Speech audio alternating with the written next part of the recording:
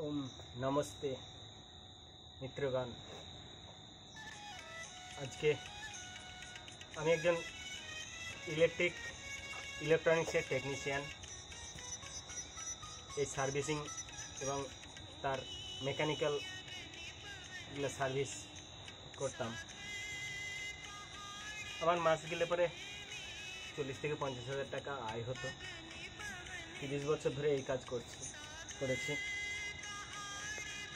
তা এই আমি চাষি ঘরের ছেলে। যখন আমি জানলাম যে পশুর প্রতি এত আমার ছোট থেকে ছিল, কিন্তু জানতাম না এই যে পশুধন ভগবতী গোমাতার এত গুণাগুণ, যে সে মহর্ষি দয়ানন্দ সরস্বতীর গোকরুণা নিধি এই বইটা পড়ে আমার চোখ দিয়ে জল চলে এসেছিল। যে এরা তো আমাদের পূর্বজ ছিল। দেখছেন, পেলে পরে আমাকে মানে যত আদর চাটবে চেটে কত ভালোবাসা দেয়, ভালোবাসে। এরম তো আমাদের পূর্ব ছিল। কোনো না কোনো জন্মে আমার পট ঠাকুরমা ছিল, তারাও তো কোনো না কর্ম ঈশ্বরের বিধান অনুসারে মানুষ তো বিভিন্ন জন্মে চলে যায়। তাই সেইগুলো ঈশ্বর ছাড়া তো আমরা জানি না, ঈশ্বর সব জানে। এই জন্যেই সেই সব তাদের তো সেবা করার আমাদের সুযোগ হয়নি। তাই এরা বিভিন্ন পশু প্রাণী হয়ে আমাদের কাছে এসে আজকে তাদের সেবা করে নিজেকে খুব ধন্য মনে হচ্ছে। আর এদের এত ভালোবাসা, সুখ দুঃখ কাকে বোঝাবো। গোমাতার কাছে এসে যখন আমি জড়িয়ে ধরি, তখন ও এত আনন্দ পায় যে না, এ আমার লালিমা আর ওর বাচ্চা। এটা এর বয়স 3 বছর হতে চলল। তা এটি আমার না দেখতে পেলে পরে হাম্বা করবে। তাই এত পশুর প্রতি আমাকে নিজে আবার আমার যেই প্রতিদিন যজ্ঞ করি, মন্ত্রপাঠ করি, এত আমার পরিবার আছে, তারাও আমাকে সহযোগিতা করে গোপালন করে। আমার 2 ছেলে আছে, ছেলেরাও বিভিন্ন কাজে আছে। তাই এই নিয়ে আমার সুখের সংসার। আমি এখন সেই ইলেকট্রিকের কাজ এবং আমার বিজনেস সব এতদিন ধরে 30 বছর ধরে করেও আমি সেখানে শান্তি পাইনি।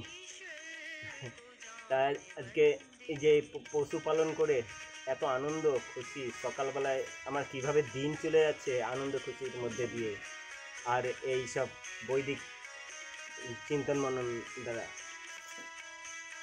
ধন্য আমাদের মহর্ষি দয়ানন্দ সরস্বতী, যে তিনি যদি আমাদেরকে এইভাবে আমাদের অন্তরের চেতনাকে না জাগাতেন সত্যার্থ প্রকাশ বই দিয়ে, তাহলে আমরা কত জন্মান্তর যে আমরা এই ঘুরে বেড়াতাম ঠিক নেই। আমাদের পূর্ণ কর্ম ছিল, সেই জন্য আজকে আমরা মহর্ষি দয়ানন্দ সরস্বতীর শ্রেষ্ঠ সমাজ আর্য সমাজের সঙ্গে মিলেমিশে কাজ করছি এবং সত্যের পথে নির্ভীক সৈনিক হয়ে আমরা সব জায়গায় করছি। কারণ আত্মা তো অজর অমর, আত্মাকে কেউ মারতে পারে না। আমি এই জন্মের ভালো কর্ম করলে পরে আমি পরজন্মের ভালো ফল পাবো। এই যে এত আশীর্বাদ পাচ্ছি, এই আশীর্বাদগুলো কোথায় পাবে, কে দেবে আমাকে? সুখ দুঃখ আমার হাত পা কেটে গেলে পরে দুধ দিয়ে আমাকে কেটে আমাকে ওরা ভাষা বোঝাতে পারে না, কিন্তু আমাকে আমার দুঃখ ব্যথাগুলো বোঝে। সেই জন্যেই ওরা করে। ছোট্ট বাছুর ছিল, সেই বাছুরটা এখন বড় হয়েছে, কত আদরের। যজ্ঞ করতাম তখন আমার সঙ্গে গিয়ে যজ্ঞের পাশে গিয়ে বসতো, সেও আমার সঙ্গে করতো। এখন বড় হয়েছে, এখন ওর সমস্ত কিছু পরিবর্তন হচ্ছে। তার জন্যে সবসময় অবলা প্রাণীকে যজ্ঞের কাছে নিয়ে উচিত নয়, কোনো একটা দুর্ঘটনা ঘটে যেতে পারে। তাই খুব ভালো লাগছে। আপনারাও বাড়িতে পশুপালন করুন, পশুধন গাই, বাকি সব ছাই। এতে আমাকে উচ্চ মার্গে পৌঁছে দেবে, আমার জ্ঞান বিচার বুদ্ধিকে আমাকে স্নেহশীল মায়া মমতা ভালোবাসা জাগাবে ভগবতী। বেদে বলা আছে 5 প্রকারের মাতা, জননী জন্মভূমি এই পৃথিবী মাতা। দ্বিতীয় হচ্ছে যে গর্ভধারিণী, যার জননী ইন্দ্রিয়ের মাধ্যম দিয়ে আমি পৃথিবীতে এসেছি, সেই গর্ভধারিণী মাতা। তৃতীয় হচ্ছে এই পশুধন গোমাতা। চতুর্থ হচ্ছে বেদ মাতা, চতুর্থ হচ্ছে নদী মাতা, পঞ্চম হচ্ছে বেদ মাতা। এই বেদের জ্ঞান পেয়ে আমরা এই প্রকৃতিকে জানলাম, ঈশ্বরকে জানলাম, জানছি, ঈশ্বরকে জানছি। তার সঙ্গে আমরা যখন খুশি বার্তালাপ করছি ঈশ্বর উপাসনা ধ্যান সমাধির মধ্যে দিয়ে। সুন্দর একটা বাতাবরণ।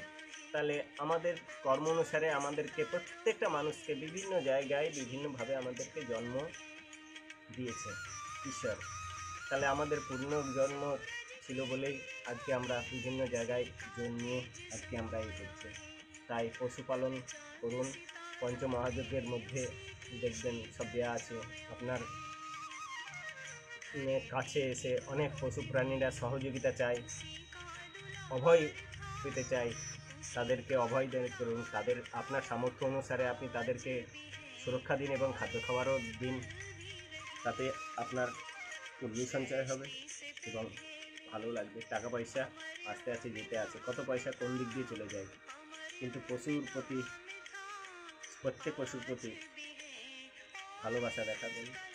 তার জন্যে যতটা পারবেন আপনাদের এই সব যারা মাছ মাংস খায়, মাছ মাংস খাওয়া ছেড়ে দিন। এটা চরম অপরাধে।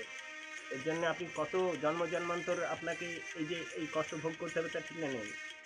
পশু তারাও কোনো না কোনো জন্মে অপরাধ করেছিল, আমাকেও সেইভাবে কী করেছিল। তা এবার আমি যদি সেই বদলাটা নিই, ক্ষমা নিই, ক্ষমা কথার অর্থটা কী? যখন অজান্তে সে আমার প্রতি ছিল, এই সরে যা,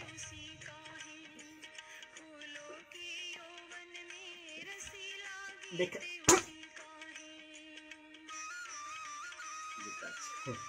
বুঝেছেন? ও আদর করতে হবে, কথা বলতে দেবে না, সবসময় করতে হবে। হ্যাঁ, যাই হোক, সবাই ভালো থাকবেন। যতটা পারবেন সাত্বিক আহার করুন এবং মাছ মাংস তারাও আমাদের উপকারের জন্য, জলকে স্বচ্ছ করার জন্য আমাদের ঈশ্বর তাদেরকে দিয়েছে। তারাও মোক্ষ প্রাপ্তি করতে চায়, তারাও ওই জন্ম পাপ খণ্ডন করার জন্য তাদের বিভিন্ন জন্ম, এই পশু জন্ম তাদেরও। এবার আমাদের মানুষ, আমরা মনুর্ভব, আমরা সেই সব প্রাণীকে ক্রূর দৃষ্টিতে দেখব না। অবলা প্রাণীকে তাদেরকে ক্ষমা করতে হবে, তাদেরকে সহযোগিতা করতে হবে, অবদান করতে হবে না তারা।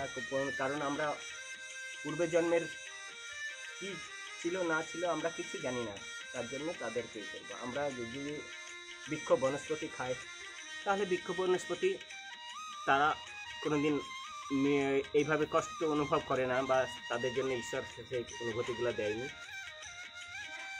সবাই ভালো থাকবেন। নমস্তে। ওম শান্তি শান্তি শান্তি ওম।